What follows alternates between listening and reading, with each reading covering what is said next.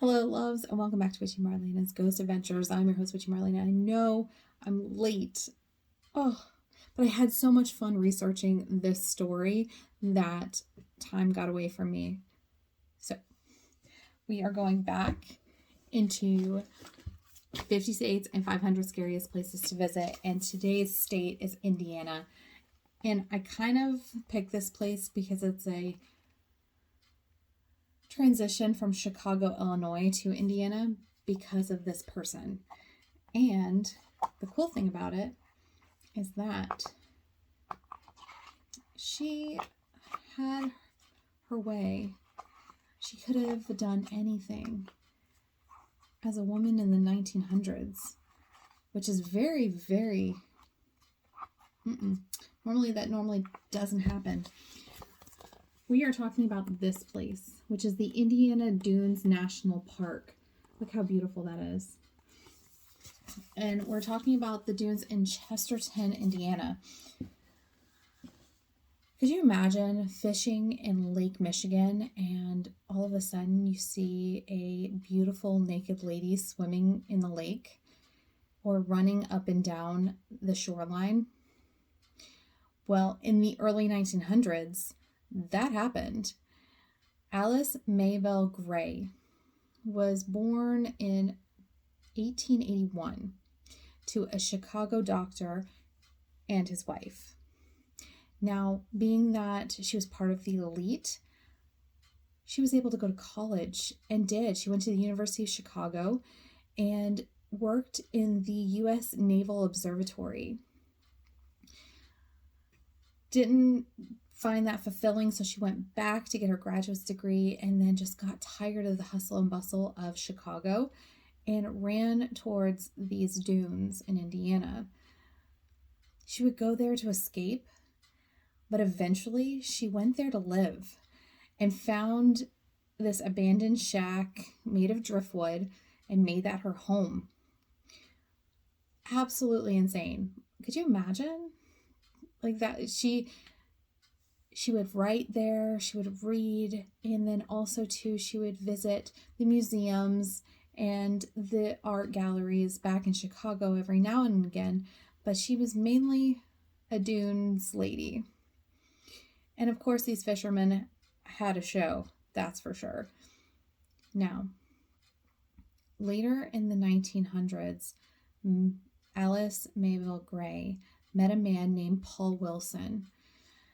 Paul Wilson wasn't a good dude. He was a drifter, and later on, they didn't get married, but they were pretty much together and had two children, two daughters of their own.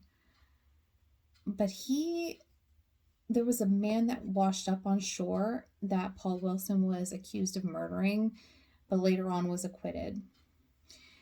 In 1925, after Alice's second daughter was born, she died of uremic poisoning, which results when you have too much trauma or punches to your abdomen. Now, it said that Paul was very brutal with Alice and did beat her, so this was pretty much confirming that she was domestically abused in her shack in the dunes. Again, she was not married. The things that Alice did in the early 1900s is unfathomable for a woman of that time period. She was educated. She had her own money, because I guess with her parents being her dad being a doctor, she might have had trust funds. She was writing and doing odd jobs in these little towns near the dunes. She had a love affair and wasn't married. She had kids out of wedlock. She lived with a dude. Like this stuff doesn't happen in the early 1900s. It doesn't. But she did it. And that's badass. Now, after she passed in the 1920s to now, people still see this beautiful lady running nude towards the water and disappearing. So apparently she hasn't left.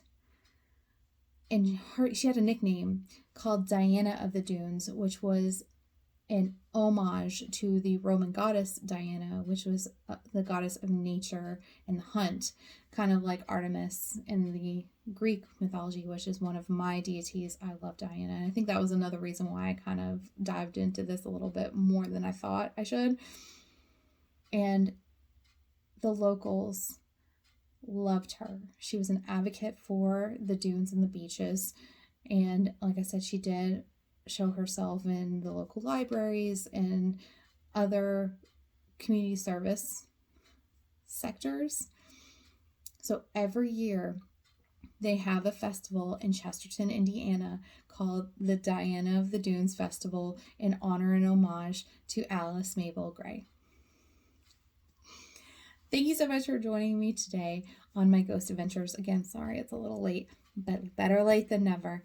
And tomorrow on Crystal of the Day, we are going to talk about crystals for Beltane. I know Easter's coming around the corner, but Beltane is May 1st, and it's one of the witchy Sabbats, and I figured I would definitely talk a little bit about the crystals for mid-spring.